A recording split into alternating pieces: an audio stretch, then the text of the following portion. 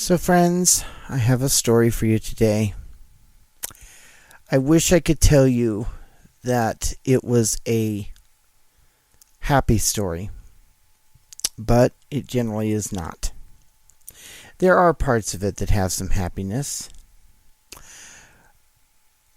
and it's even possible that though we don't know for certain what the end of the story is, it's very likely that the end of the story could be even worse than parts of the beginning, and parts of the beginning of the story are very sad.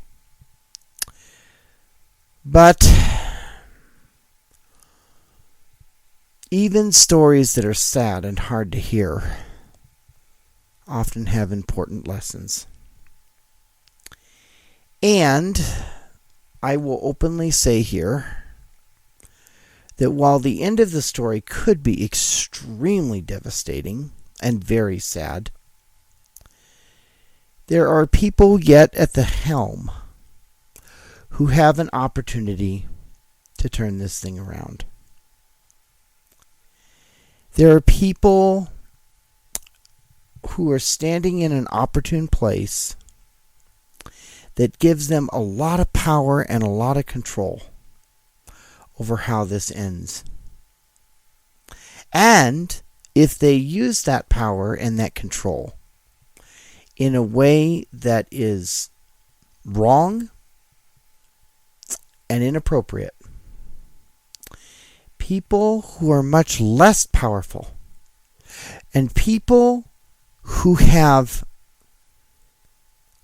many things about them that may not be exactly as they hope they would be, and certainly aren't what other people would want them to be, but at the same time who deserve an opportunity and deserve a chance and deserve mercy and deserve grace, not necessarily because they can earn it, but because they're part of the human family and because they have the desire to do what's good, even if they can't do it.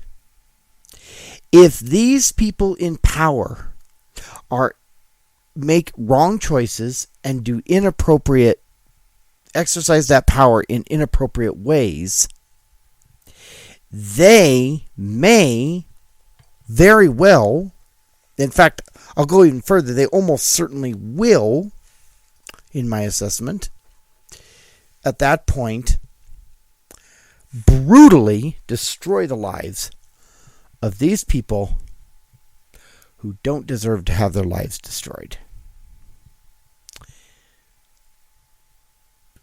And so for that reason, while this is a lengthy video, while this is a video that will have some elements that seem completely disconnected from that theme,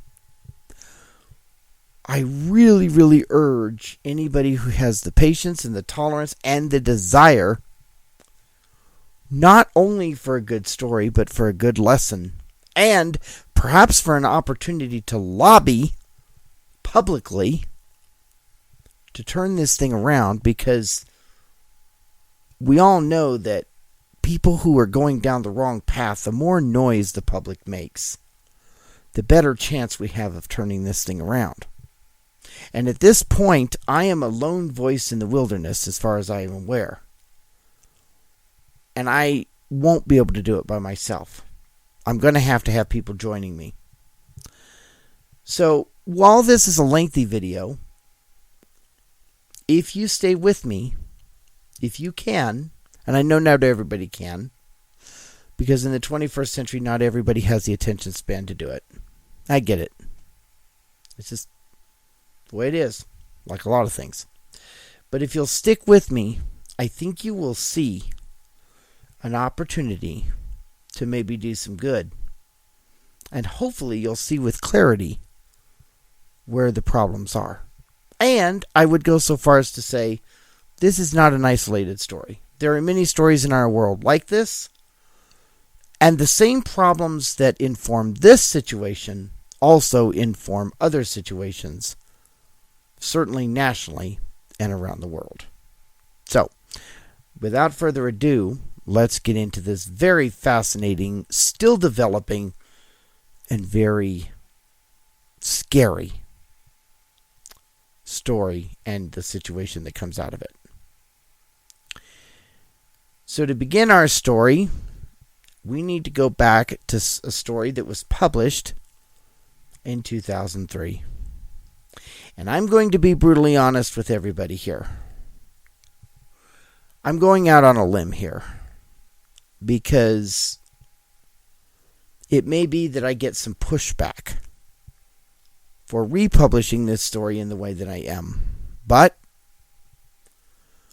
I'm hoping that it will do some good. And if it does do some good, then perhaps it will be understood by even the original writer of the story that their work was orchestrated by divine appointment for such a time as this. So I'm going to go out on a limb. I'm going to take a risk. And I really hope it doesn't backfire. But if it does, then I did the best I could. Made the best decision I could. And it is what it is. But even if it does backfire, I don't think it can be any worse than the alternative. Okay, so just for a tad of context, this story was originally published in November of 2003 in a rather specialized magazine that mostly had an audience in a very specialized population. However, this magazine still exists and is in fact available for free online. This story is entitled Through His Eyes, a very appropriate title. I'm going to read the text of the story as it was originally published in November of 2003, and then we're going to talk about some other fascinating aspects of this and how it continues as an interesting thread within the historical context to this very day. In 1986, my stress as a university student was high. Choosing to go back for my bachelor's degree was a major decision. One of the infamous stresses for a blind student is the necessity for finding a reader. Not long after my academic year began, my rehab counselor phoned saying he had an individual in mind. Boy, was I relieved. My own resources had proven to be either unreliable or not interested in such a commitment. My counselor went on to explain that this gentleman was also a rehab client. The tone of his voice changed a little as he cleared his throat. Now, it's my hope that this idea I have will help both you and this man. I listened intently, wondering what was different about this situation. There was something obviously unusual in this particular case. Mr. Stone continued. Anthony is an excellent reader. His knowledge of researching in libraries and how to read textbooks is outstanding. Even though he was a college graduate, his life had been rough. A difficult childhood had left emotional scars. He was withdrawn and shy. His ability to hold a full-time job was limited. Income for everyday living was imperative. He needed an environment that would offer work as well as understanding and acceptance. The importance for him to have a non-judgmental employer was critical. Now, I want to stop right there and give some insight because what I'd like to ask everybody who is listening is, how often does that happen in our world? And what most people aren't willing to acknowledge is it happens much, much, much more frequently than they would like to believe. And what is being communicated by the writer of this story is that this man had a very rough childhood, a lot of emotional scars, a lot of trauma, and that he had issues and disabilities that weren't physical, but nevertheless were very debilitating, and that because of those disabilities, he was unable to have a full-time job. He needed a non-judgmental employer, and he wasn't going to be able to make a lot of money, and he was almost completely reliant on governmental benefits. Especially in 2025, during the reign of fake king, so-called President Donald Trump, these types of people are not welcome. They are not acknowledged as being for who they are. And it is not widely acknowledged among the most loyal of the current regime supporters that these people even authentically exist. And anybody who tries to say they do exist is essentially labeled and represented to be fraudsters and liars. And that simply is a travesty. And the sad thing is, there are, this particular man in this story, apparently just from the context of the story, was able to at least work part-time. But there are people with even more significant limitations who can't even do that. And if people who can't even work full-time and who can't even make enough income to really make a dent in their own living expenses are ostracized, you can imagine how much those of us who can't work at all are ostracized. But again, that only shows the corruption and the base evil in our world. Let's continue. My counselor reassured me that this man would be safe and honest. All references cleared him to be of good character wherever he went. Now that was a plus for this man. And yet, clearly, he was not always accepted, and probably by people who are loyal to the current regime, he would be even less accepted. But what about those people who don't always act safe and honest? Does that mean that they are evil people at heart? No. And you cannot prove that they are. It might seem on the surface that you can prove that by their behavior, but you cannot. Behavior only tells us what someone's actions are. It does not tell them what's on the inside of them. Or it does not tell us what is on the inside of them. Now, sometimes we make inferences from behavior that make us think that it does. Especially if we can point to aspects of their behavior that appear to be premeditated and calculated. What we fail to understand in our society is that even calculated and premeditated behavior can be driven by motives that are not necessarily evil at their core, but can be twisted, corrupted, and born out of a seriously damaged psyche or disabled framework. And so those outwardly premeditated and calculated actions are at their core still completely involuntary for the person or the body, because it's not even the person, it's the body that is performing those actions. And we as a society have never grasped that. But we need to, if we ever hope to have any hope of solving the problems that we're so concerned about.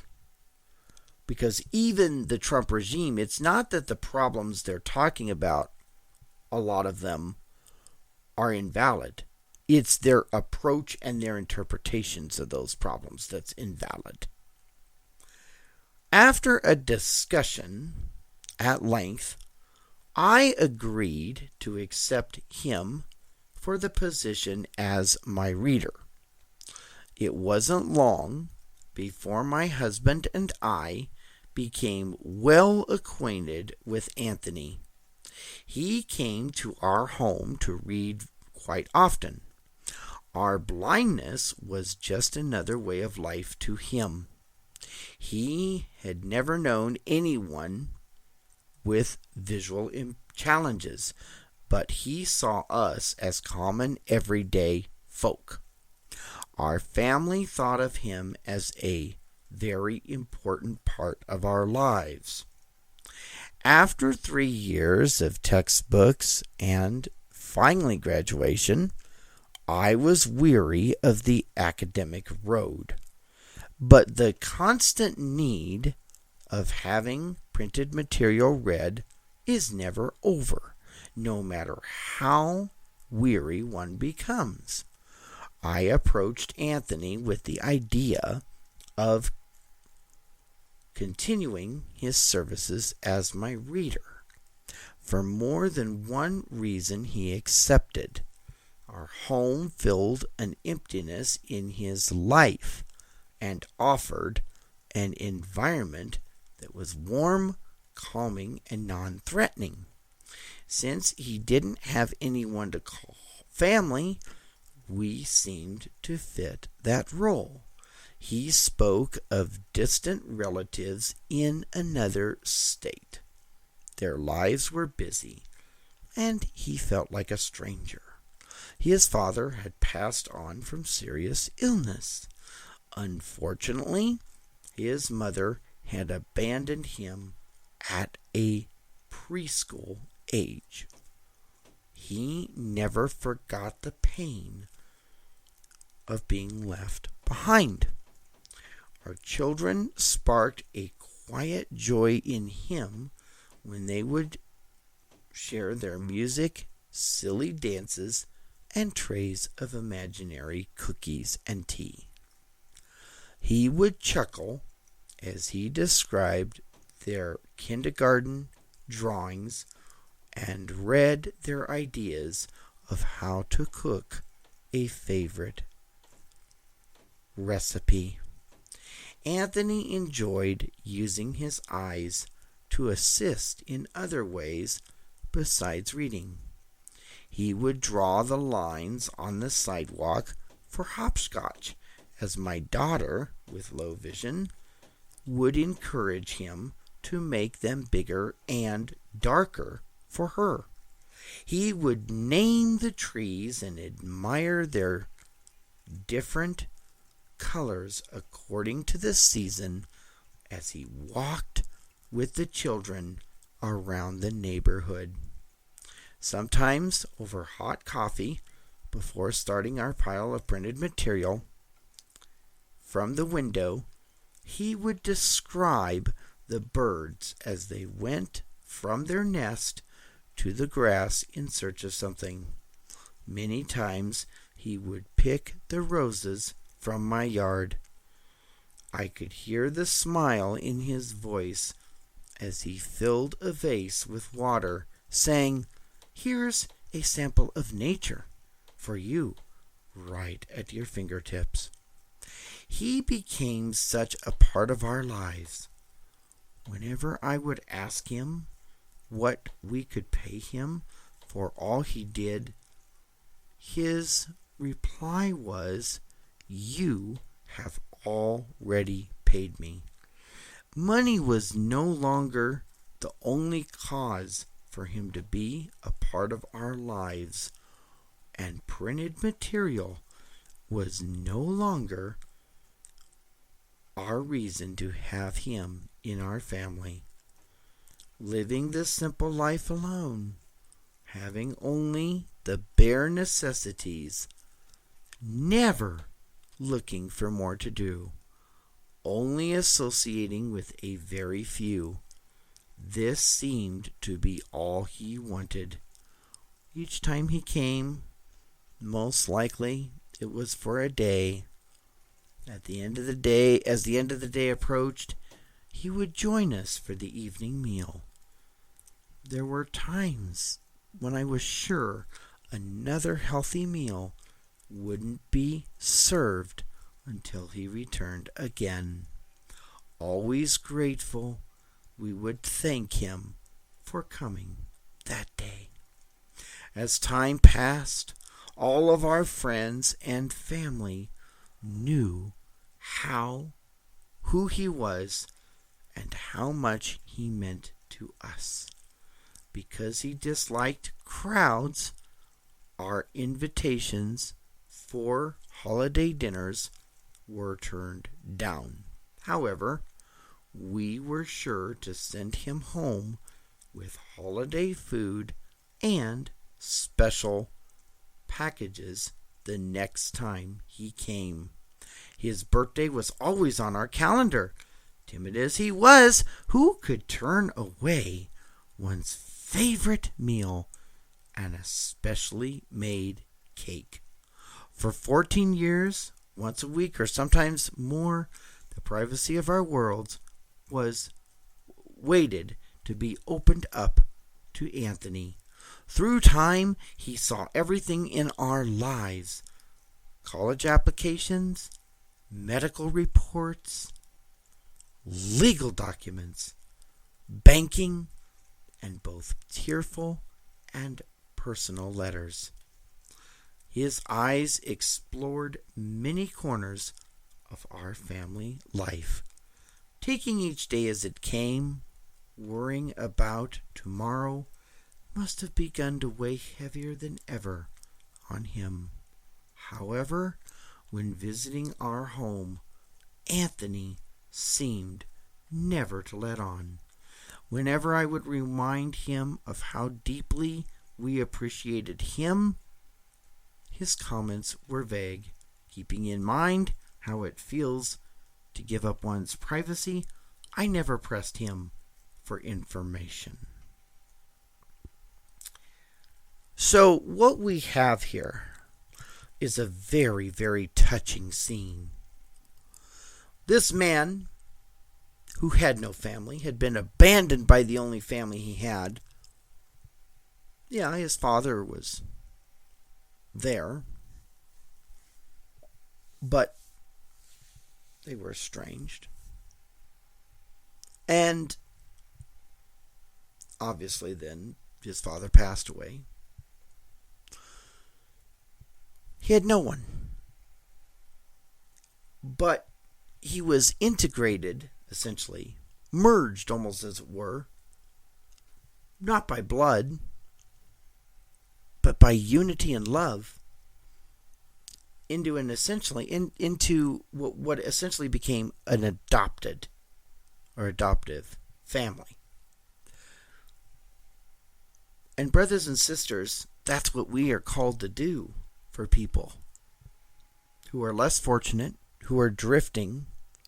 We are called to do everything we can to adopt them into our human family circle, not alienate them because of their inability and seemingly unwillingness to contribute to the human family. The master of love of the universe, Jesus, never told us to only love people who could contribute to the human family and who could set up a situation that could support themselves so that we didn't have to support them.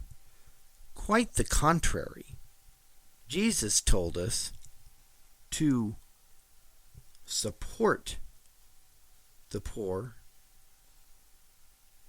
and we are to be his hands and feet. And according to the prophet Isaiah, as quoted by Jesus himself, the whole reason he was sent to us was to show us God's purpose, to deliver the prisoners, bind up the brokenhearted, set free the captives, and bring salvation and truth and love to the poor.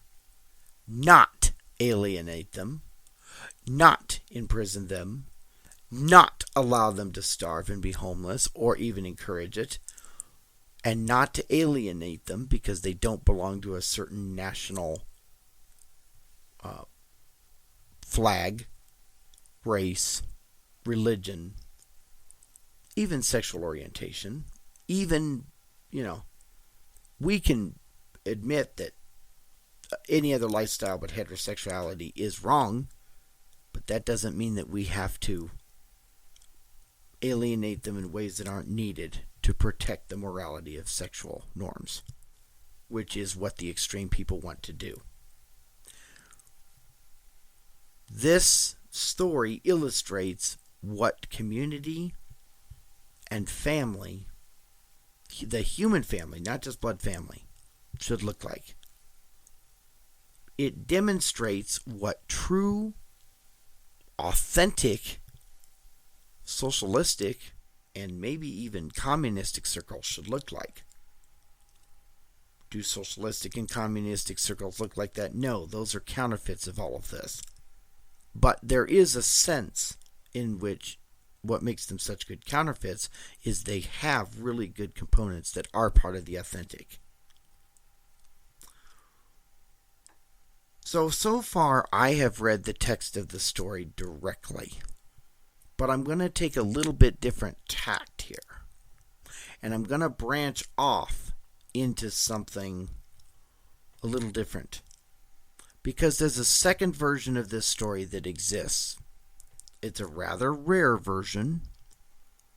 Perhaps even more rare than the original published version.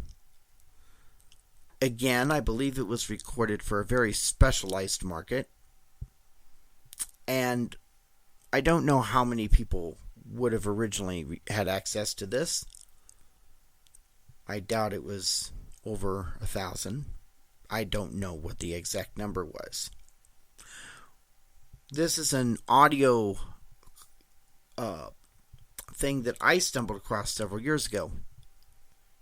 It was not in a digital format, and I had to digitize it with special equipment. Then I had to use additional special techniques to actually make it intelligible, which we'll get into later. But I want to share the audio clip of this because there's something that very important that is shown to us in this audio clip. The narrator that is reading the original story in this audio clip is not the best reader. But she's likely a volunteer. And that in itself shows that she's making an effort to do something good. And she can't help the fact that she's not the best narrator. But there's also something very important that happens in this audio clip, which we will talk about later. But for now, let's listen to the next part of the story from this audio clip.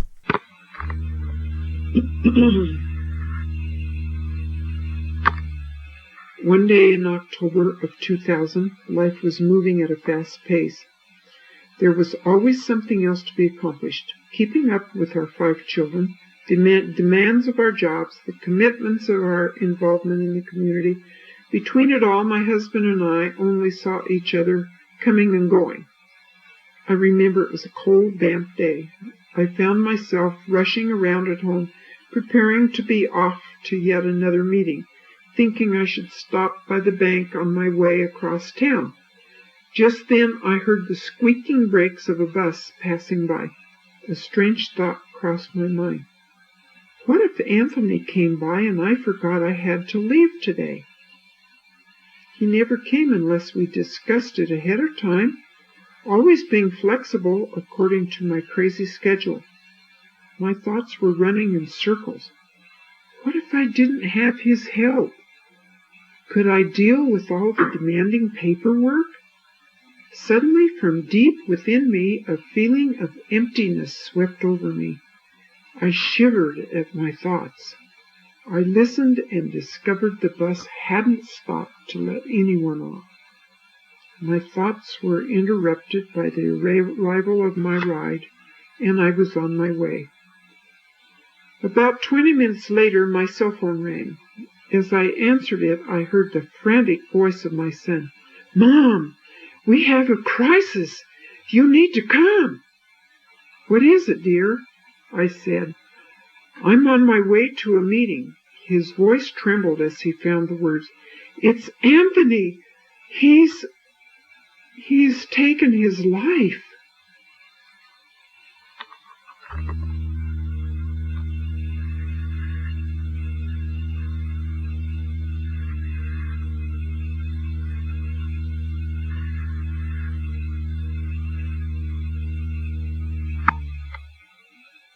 Suddenly I felt dizzy.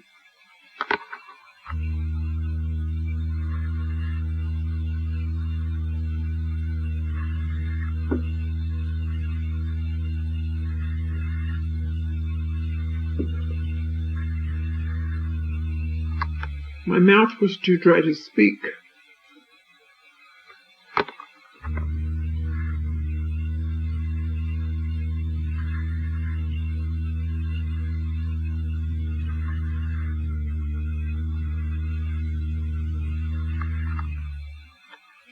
For a second I wasn't sure I could hold the phone.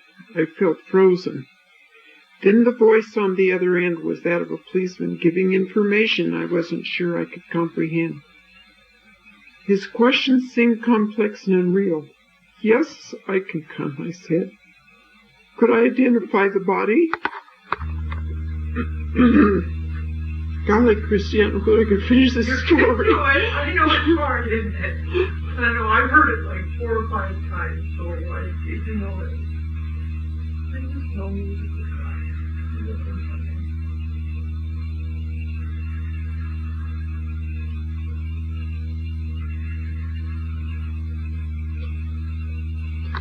Was I the next of kin? I had questions also, but who could answer them? When? Where? How? And yes, why? No, I can't see because I got tears in my eyes. I'll just use my shirt.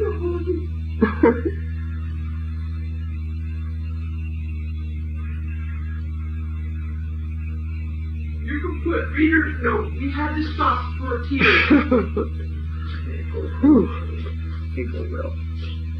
I just used my shirt sleeve. I had Kleenex. Thank you. Lordy. I know, it's pretty good, isn't it? She won, that's why she won the award. Yeah. Upon my arrival, the authorities were waiting. Okay. So,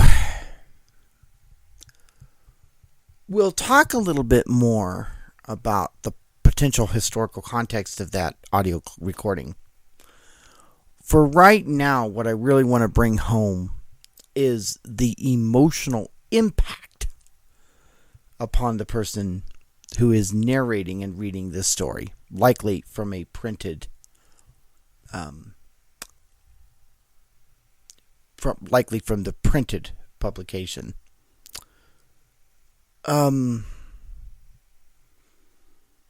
It's obvious that the emotion that they felt in reading the story that they had no personal connection with was very significant. And it speaks to the emotional, dramatic nature of the story itself. And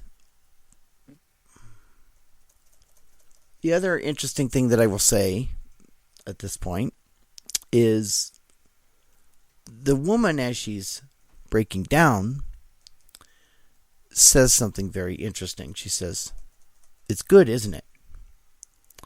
That's why she won the award. And, of course, she was speaking a fact. The writer of the story did, in fact, win an award.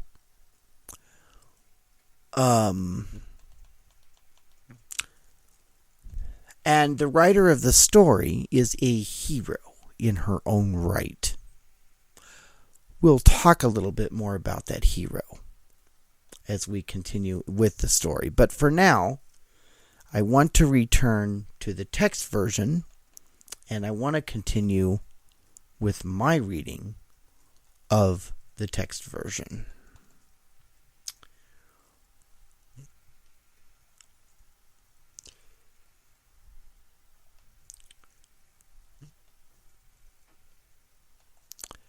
Upon my arrival, the authorities were waiting. The property manager was kind and extended her sympathy. Since my son lived in the same complex, I had recommended that Anthony apply for his apartment some time back. The officer allowed me entrance into where he lived. I felt dazed. My thoughts were twisted. The atmosphere was cold. My legs carried me as if I were dreaming. Because I had been able to give the police the information they needed, they believed me to be an appropriate contact. However, the city official insisted I must try to find some information about relatives. I wasn't sure where to begin looking. My emotional status was losing its energy. I wanted to run and hide at home.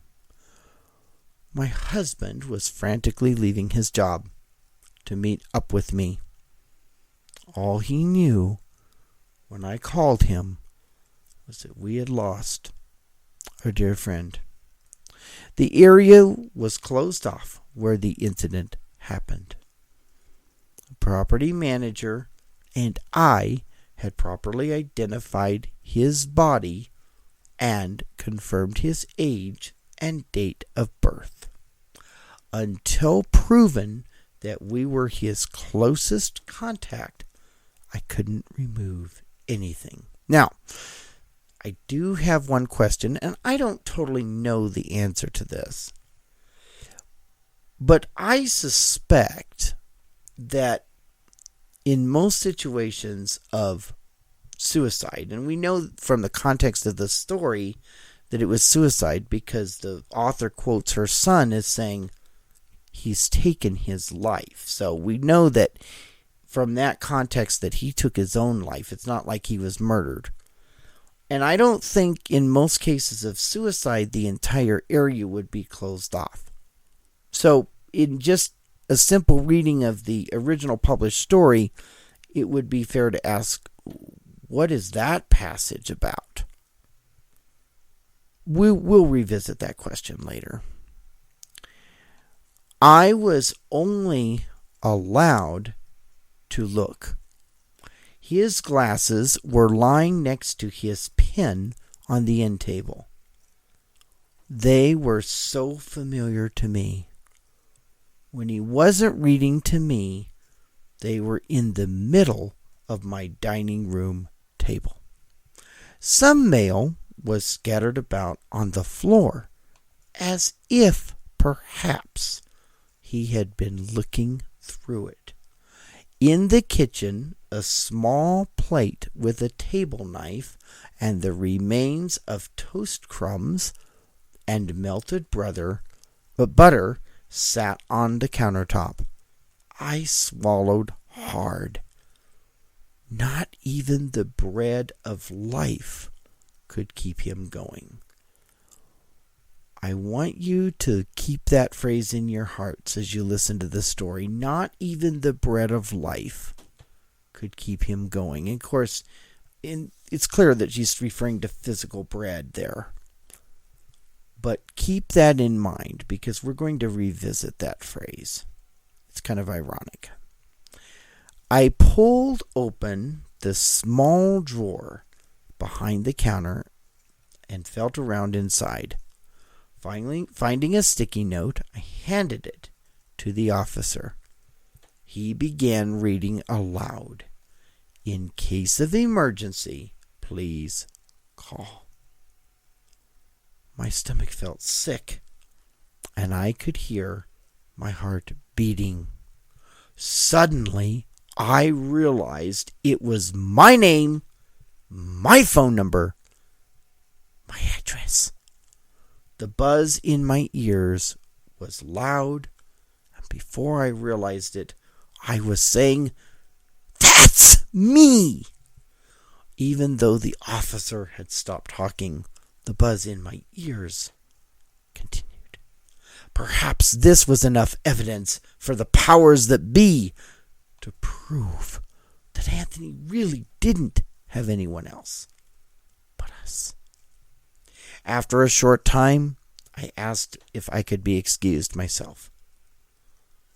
The policeman felt comfortable that I had tried to find other information. I felt like I didn't have any other information or resources to contribute.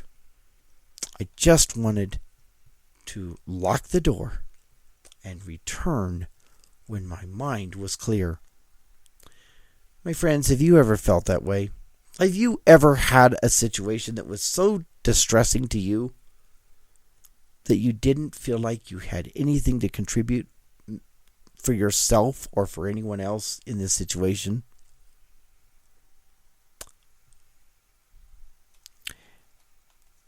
At our next contact with the city official, we realized he considered this just another case of a citizen being a dysfunctional member of the community. Sounds like Trump. Every message to my husband and me was that there were county funds available to pay for burial in Potter's Field for people like this. Also, goodwill was available to collect his belongings. He felt that we shouldn't have to be burdened with people like this. Since we were not blood relatives, he informed us that we didn't have to feel committed.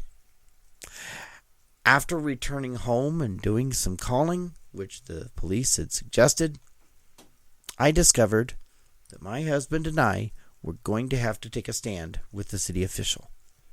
Without doubt, we would do that. We both knew that the sight of our friend had given to us with his eyes could not be matched. However, we were determined to take our turn to see for him.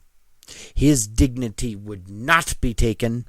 We would put closure to life and lay him to rest.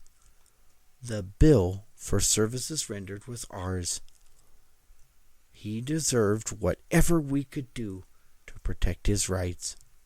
For our family, the children were informed at their respective levels.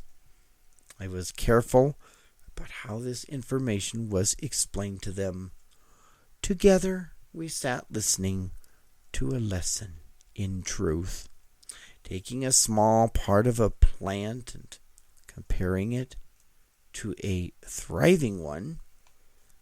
I explained, sometimes our bodies are like plants. When they are sick and can't go on and they die, like this leaf. When life is gone, we can't keep the plant, or for us, a person, with us anymore. That's what happened to Anthony today. His heart couldn't go on living, and now, all together, we have to give him up. A service was planned. Each member of the family participated. With brave expressions, my small children told of how they enjoyed him. My preschooler thanked God for taking him to heaven, where he wouldn't hurt anymore. I asked my first grader, who is nonverbal, if she understood what had happened to him. Reaching for the sky with both hands and bringing them to a folded prayer position, she nodded yes. Like a river flowing, the words were strong as my older son sang, "Friends are friends forever, if the Lord of them, and a friend will not say never, 'cause a welcome will not end." Our friends and family attended the service. The respect they showed was comforting. In the aftermath, I packed up items in boxes. A feeling of grief caused my throat to ache. Tucked inside a small shoebox were many small tokens that Anthony must have treasured. I gathered mail and placed it into a box. Suddenly it hit me. Through whose eyes would these be read? There were so many unanswered questions. So far I had only clues to help piece this puzzle together. Tears stung my eyes as I suddenly remembered a conversation Anthony and I had had only 2 weeks prior, where I reminded him how much we appreciated him. His words were haunting as they echoed in my mind. Everyone can be replaced. I have seen the battles you've fought, and for each one, you've stepped up to its challenges. Then it occurred to me that this situation had me facing many challenges, surrounded by left behind belongings, unfinished business, and family yet to find. Never wanting to let my friends down, always hoping they could believe in me. For these and many other reasons, I had found the strength to cope and face this new challenge. A friend that Anthony had known since middle school reached out to assist us. He seemed to feel the questions of what we could have done to prevent this.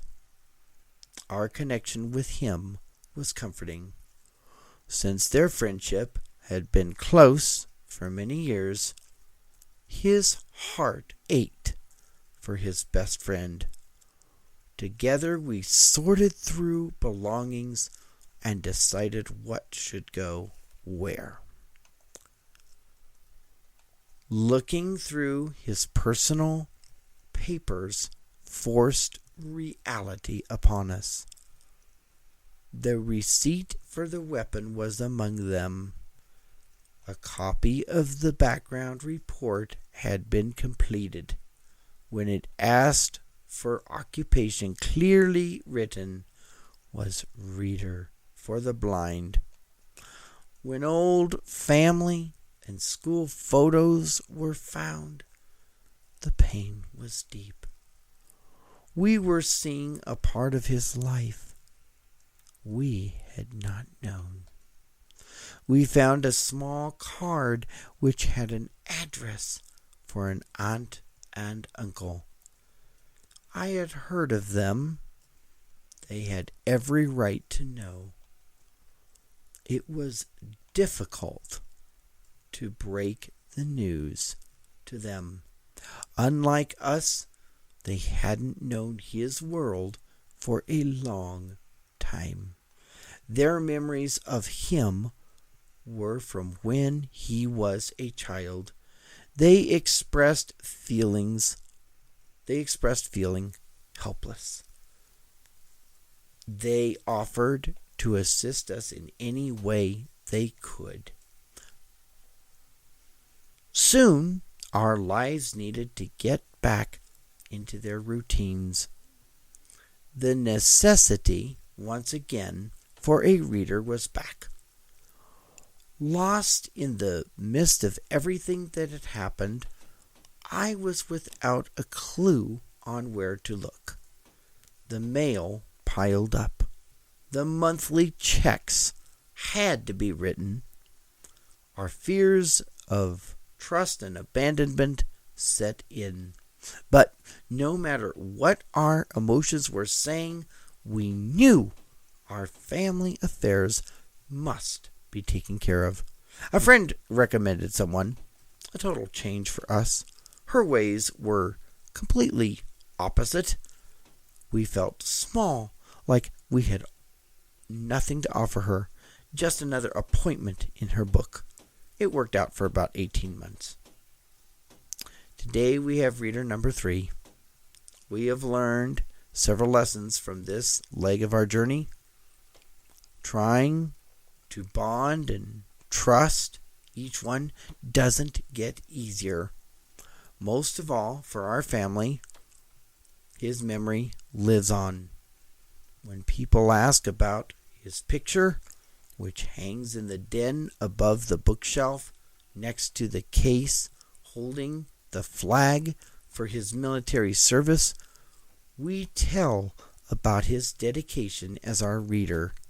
For his birthday, we placed roses from his yard on his grave. Through his eyes, we still want to see and appreciate the simple touches of nature. Wow. Obviously, that is quite a story, is it not, folks?